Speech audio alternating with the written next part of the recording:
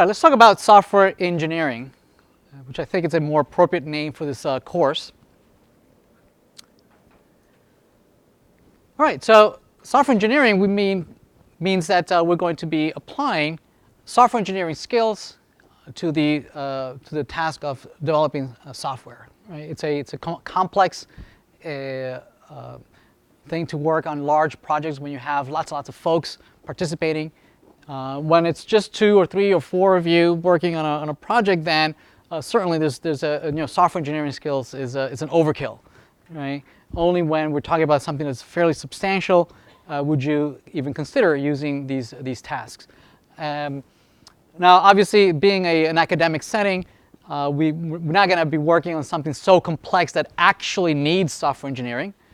All right, so we're going to be what we're going to be building is going to be fairly trivial, so that we can actually focus on learning some of the skills of software engineering that you would apply on an actual complex environment. Right. So what are the engineering principles? Well, we have to sit down and before we start coding right away, we need to think about what is I going to be building. So we're going to be designing what the architecture might be, what are the different components that need to interact, what are the dependencies. We need to plan out and identify what are the main risks of not knowing certain things but knowing other things. What we need to identify that we need to prototype certain things that we don't know about and perhaps build enough to gain some confidence on knowing that what is it that we're going to be building. There's going to be some project manager that's going to keep us up to date and tell us where we are or in the progress of achieving our goals, and they're going to be dealing with folks that are stakeholders, right? That are funding this, that are putting the money there, and want to know the return on investment of what is it that they're getting for their money. Documentation for folks that are going to need to be onboarded later on, new folks that are coming on board. Remember, we're going to be coding not for ourselves. We code for the team, right? We code for folks that come after us, right? The source code that you write is going to outlive you for many years. Somebody else is going to have to come back and look at this code at some point and make sense of what you did, right?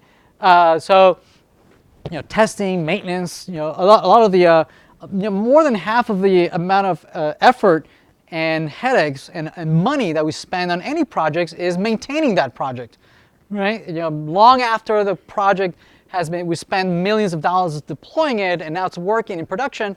We're going to have to spend as much or even more on maintaining the project, just keeping the lights on this going forward. So we need to plan out that. How does that affect maintenance? We humans are flawed. We underestimate risks. We have blindfolds. We have tunnel vision. We have prejudices. We have egos, right? We have we're very selfish. We have all these things that go against us, and we're very subjective. We need to identify processes that compensate this to make it an objective, measurable, and predictable process. One historical blunder, and that was huge in the news in the 90s. But even today, we have plenty of similar examples, not as big, but one of what is historical is the Denver International Airport, which everything went wrong. It was approved in 1989. Originally it was just 3 terminals, 5 runways. It was the biggest U.S. major airport in the last 20 years. It was twice the size of Manhattan. I mean, it was a huge project.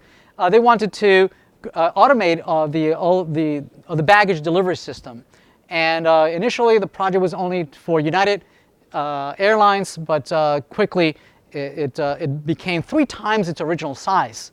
When they decided to go on and apply for the entire airport, and folks says, oh sure, we can whatever we design for a third, we can certainly do it for 3 times as big. Right? They underestimated the amounts of the scalability of a particular solution. The scope eventually came back to be, they have to install 20 miles of tracks, 6 miles of conveyor belts, 55 separate computers that had to interact with one another. There's 400 frequency readers, 56 laser arrays. I mean, it's just humongous. And it was BAE took on the project. And the first thing that they did wrong is to arbitrarily agree to a particular due date. When this is going to be due. They said, okay, we'll have it done in 17 months. And they didn't bother to look at readily available other similar projects that in Munich that only just 2 years they spent just testing the system, whether the system was actually working. So more than what it would take BAE to build the system, these folks have been testing it for the last 2 years, only testing before opening it up to the public. And then they ran the system 24/7 for 6 months. They didn't even bother looking at and asking some of the risks and the problems. So communication was a huge problem right from the onset.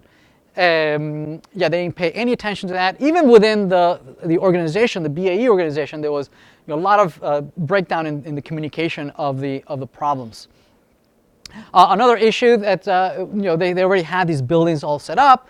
And there were narrow corners and where you had to do all these turns that eventually proved to be lethal for these carts that had to go all over the place in the airport.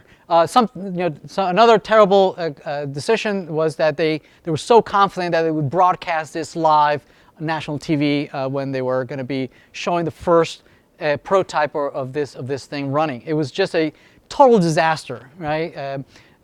Cars were being jammed, luggages were being split in half, ripped apart, and you have all these clothes being thrown all over the wind everywhere.